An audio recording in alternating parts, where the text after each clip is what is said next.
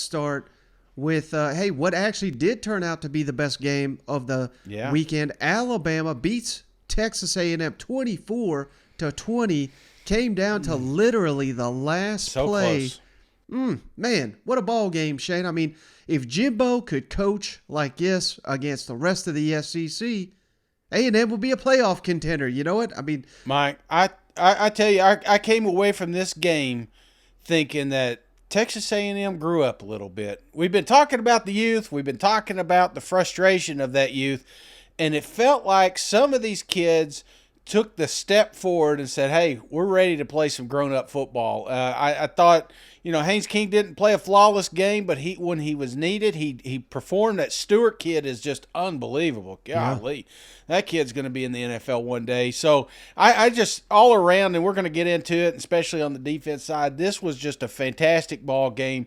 You kept wondering when Alabama's going to, like every time there was a turnover or a penalty, like, okay, here goes Bama now. You just kept waiting for that moment. Next thing you know, we're still within a touchdown, and it comes down to a final play of the game. It was a fantastic game. If you're an Alabama fan, you're fantastic finish. But Texas A&M, I know you're a little upset, but you just hung with one of the best teams in the country, if not the best team. Right.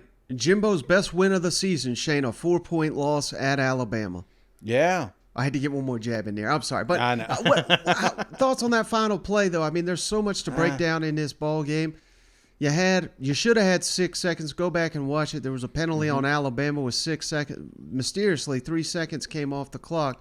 But, Johnny Manziel at postgame ripping it. Everybody and their mother's ripping it. Jimbo's got a damn Cheesecake Factory menu there as a play sheet. Yet that's what they dialed up. I mean, it was ugly. I would have liked to see it's very, very easy, Shane, to be critical after a play didn't work. But two things I would have loved to seen. Get Haynes King on the run. He's so dynamic. That really stresses a defense, particularly close to the goal line. Or simply just give the ball to A-Chain. He's your best damn player. He barely touched the ball in this game. 16 carries, 62 yards. Are you walking away from this game saying what if with that play call, or were you happy with it? I mean, it's hard not to. And it's funny you mentioned that, Mike, because I went to bed last night thinking that Texas A&M blew this one, and I could not believe they didn't throw it in the end zone on the final play. That's my thought process. I get up this morning, and I watched that play about 10 times. And if you slow it down per frame, that was the perfect play. I know it sounds crazy, but if you slow it down, this is designed to go exactly there. There was no progression. There was no, he knew exactly who he was going to throw it to. The problem that Haynes ran into is he threw it too late, and he threw it too far back. If you watch it in slow motion, as soon as that receiver turned around, that ball needs to be coming. It needs to be coming right at him. And if he does NFL throw, if you swap that quarterback, and nothing against Haynes, I know he's still growing and he's young, but if you swap that with Bryce, a healthy Bryce over there, that's a freaking touchdown, because it would have been right there. We're talking seconds, we're inches. I mean, it had to be a perfect throw, and unfortunately, too amped up at the end of the game, he held on to it too long. Yeah, and again, the best game we've ever seen Haynes King play, I think that's fair to say, but man, there were some tough moments. Right before halftime, a bad interception that led to 3 points for Alabama to field goal. And there was the Moose Muhammad play where he totally smoked the Alabama defensive backs, wide open, overthrown, but he still made the catch, but he had to dive for it, hit the ground. He should have walked into the end zone for 7. I mean, that they did get a field goal out of that possession, but right there's a 7-point swing with 2 mistakes, 2 bad throws, and that's the difference when you're on the road at Alabama. You just can't make these mistakes. Alabama, Shane, had 3 turnovers in the first half. Last time they did that, 2015 Ole Miss, and that was back when they had Derrick Henry. They lost that football game, so it's very, very hard to overcome so many turnovers, yet Alabama found a way. They had 4 turnovers in the ball game. You gotta love your chances when you got Alabama turned the ball 4 times, but that's just the machine the Crimson Tide are, Shay. They just don't die. They're like the Terminator. You got to put them away. Otherwise, they keep coming back for more. Jalen Milroe, 12 of 19, 111 passing yards, 3 touchdowns, 1 interception, but a couple of costly fumbles. Jahmyr Gibbs is just, he's taking his game to another level, Shane. 21 rushes, 154 yards. But how about A&M in the red zone, Shane? 4 of 5 for 20 points. Of course, we know the one time they came up short was at the end of the game. They really outworked Alabama down there. Alabama 1 of 3 in the red zone for just 7 points. And I say all that to say this, Shane. If Jalen Milroe, I may be getting ahead of myself here, but if he's the quarterback for Alabama next week, yeah, Tennessee is knocking off Alabama. What's your thoughts on that? Well, obviously, I love that thought, Mike. I mean, but that's the hot take online right now. They see a Texas A&M program that has not been playing well come, a second away from upsetting Alabama. I mean, if you're a non-SEC lover, like if you're not really like you're following but you're not following, the two games when you think of Alabama is Texas and now this Texas A&M game, both of which came down to the final wire, and that's not usual, especially when you're expected to dominate a program. There's a reason that Texas was played so early, in my opinion. So I don't know. I think it's a little bit of that rat poison that Nick Saban talks about. It took 4 turnovers, brother. It took 4 turnovers and a couple of good, breaks going their way. I just talked about Stewart. I mean, that pass he made there to tail end, literally went through 2 Alabama hands. I mean, we're talking a second earlier. Yeah. It could have been something different. So I just think Texas A&M grew up this week, man. I don't think this is the same team that we saw week 1. I think if that team played Alabama today, they would lose by 4 scores. I just think that they grew up and they played. It wasn't flawless, nearly. I mean, they still got a lot of work to do on that side. But this defense and offense, if they can get it pulled together, man, they could beat anybody. But I think Alabama banged up, thought they could just come in here and run away with this thing, and they got themselves in a little cat fight there. Right, and to your point, one thing we barely even mentioned, Shane, these defenses, outstanding for the most part. Yeah. Alabama held a 5 of 14 on third down. A&M was held 5 of 17 on third down, and that is a credit to both of these units. I mean, the first quarter of this game, Shane, it would look like it was going to be first to 3 points was going to win it. You know what I mean? I mean, it was that type of slugfest. Things really got rolling in the second half, and they started to feel each other out. But, man, just a terrific, terrific ball game. And you got to hope there's no moral victories in the SEC, but you got to hope if you're an A&M fan, this woke you up, made your team realize, hey, if we can go to the wire with number 1 team in the country on the road, why the hell can't we just run the table and beat everybody else we're going to face? Because there's not another team on your schedule that is as difficult as winning at Alabama. You know what? Yeah, and I will tell you this, brother. Jahmyr Gibbs, the deal, the real freaking deal. I'm watching him and just how he's grown up, how this offensive line has gotten better. That running game was spot on, and it's like Texas A&M knew they were going to run, and they still couldn't stop it at times. Now, let me ask you this real quick, Shane. I'll kick it over to Saban here, but he says Bryce wanted to play late in this ball game. Obviously did not. And if you watch that game closely, the pregame and his celebrations and whatnot, I mean, they're in the pregame, they're running little 5-yard passes. He's throwing them underhanded. He cannot. Either he's being told not to, for whatever reason, don't use that shoulder, or he just can't do it when he's, celebrating with guys and giving them high fives. He is not moving his hand above anywhere close to his shoulder. That kind of suggests that this is maybe a little bit more serious of an injury than anticipated. So I am not 100%. I don't care if Bryce wanted to play in this game or not. He didn't. I'm not sold on the fact that he suits up next week against Tennessee. What's your thoughts on that? You may be. I mean, Bryce has got a lot of heart. I'll give you that. And he is the pulse of that team. But, that's like me going to a buffet. Sometimes my eyes say I can eat another plate, but my stomach's like, hey, we're done, man.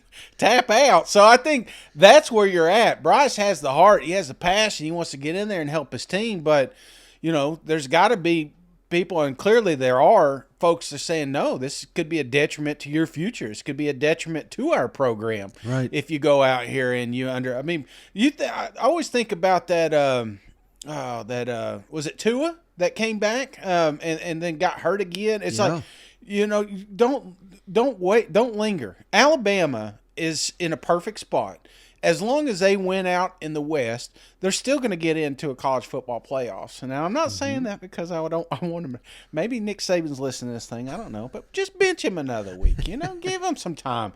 Even if you lose this game, you still can go to a college football playoff. You just got to win out, especially with the West. So that's my 2 cents. So yeah, and Nick, that's exactly what I wanted to ask you, Shane. I realize Nick Saban, Alabama program, they're not wired this way, but if you drop his game to Tennessee, we're maybe getting way ahead of ourselves here, Shane, but losing a game to Tennessee doesn't kill you. What kills you, Shane, is if you throw him in there, he's not quite ready, he takes a big shot, he's done for the season. That Absolutely. kills you because you still got road trips to LSU. You still got road trips to Ole Miss. You got red-hot Mississippi State upcoming. Mm-hmm. Priority for Alabama should be winning the West. And heck, I hope Bryce Young's 100% and he's good to go. If he is, play him. But if not, you're walking a fine line there if you're Nick Saban and Bryce Young, don't you think? Yeah, I think so too. And if he's close, like I said, Nick Saban is a genius, a football mastermind, and he's got to be thinking, do I need Bryce now or do I need him later? Yeah. So there's no reason to rush. Now, because if they win the game without him, they're in great shape because then you got Mississippi State, then a bye week. There's, the schedule kind of loosens up a little bit after those 2 games.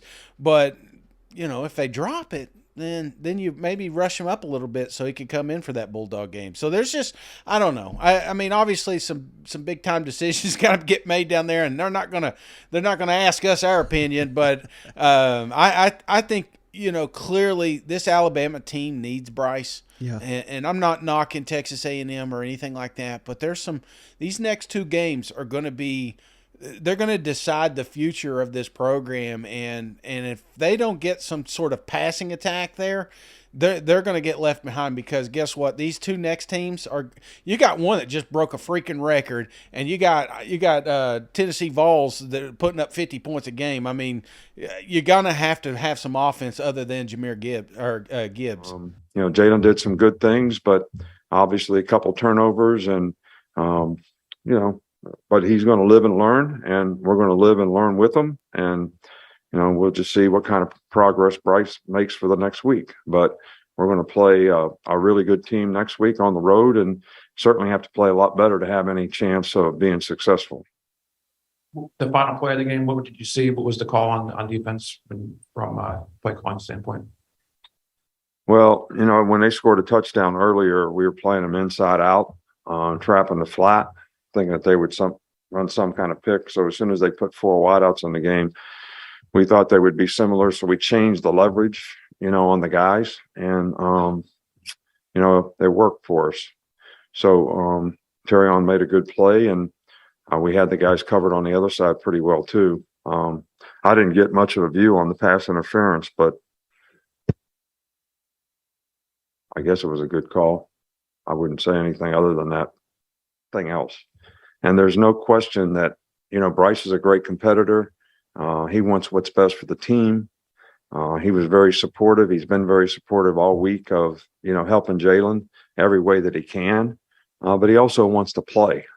And he actually wanted to play at the end of the game. But I think it's really, really good that you have players that support each other. Bryce is a good leader. That's what good leaders do. They set a good example, which Bryce does, but they also support their teammates and serve other people for their benefit. And I think that kind of sort of reaction to Jalen when he probably wishes that there was a couple things that happened in the game that didn't happen for him is probably really good for, Jalen's growth and development. Kids played a good 2-minute drive, took it down the field, and got to one last play and had it. Was a good read. We just didn't get it executed in what we needed to do. but the decision was right where we were going and what we did. But very proud of them as far as they competed. No moral victories or no such things as moral victories. But it does show you what we're capable of and how we can play and the things we can do. And we got to play, regroup next week and play our tails off and get better and finish these last 6 games the way we need to play the rest of the year. And hopefully this will give us some vision, what we can be and what we can do. And What were you looking for on the final play? Did you get a we had 3 looks. Yeah, we were in one-on-one. They were in zero route, one-on-one right in the corner on a one-on-one route. We had it, and we had 3 options on the front side, and he read it. And the same play we had scored on earlier, and we had hit Moose on, and they changed the coverage, and he went right back to made the perfect read where we were going to. They played it off the first time, and we knew if they did it, we had a one-on-one backside, and if they didn't the other way, we had our 2 looks on the front side in which we wanted. Speaking of the quarterbacks, your thoughts on Haynes? He took a beat tonight, but still, he had you right He's there. tough, and he got his foot banged up early in the game, played through it, and played really well. Did a heck of a job this, and we knew that front, man. They can rush. They can rush, and we slid, chipped, booted, moved pocket, but then sometimes you get 3rd down if you don't win it, and they're hard to run on. You got to drop back and throw the football. You have to. And he did a heck. I thought he battled and played really well. Had the one mistake right before half. He was trying to throw the ball away and didn't get it far enough out of bounds. He knew it got pressure off the bat, and when he stepped it shocked him, and he threw it. He didn't throw it far enough out. That was. I mean, there's some plays. Yeah, there's plays he wish he had back. I mean, but guy paddled his tail off and played a heck of a game running and red zone throws and 3rd down. I thought he played a very good game. We got to get better, but I thought he competed really well. And gave us a chance to win the game. Yes, sir. You said you could see some of these pieces coming together. And I was wondering, is that something you grab onto after a game like this? Well, you got to grab onto it. I think each week you got to, but you can't take moral victories. I don't believe in moral victories. We're a good football team, but you show the growth in what you can be and what you can do, and you compete against a very good team we have a lot of respect for, who's coached very well, have good players, and battled. And our guys went there toe-to-toe. We went toe-to-toe with them. So, I mean, that shows you what you're capable of, and now we just got to have that urgency. Sometimes with younger guys, you got to see that, what you can be and how, and hopefully we got to bring that same energy and force into every game, the last 6 games.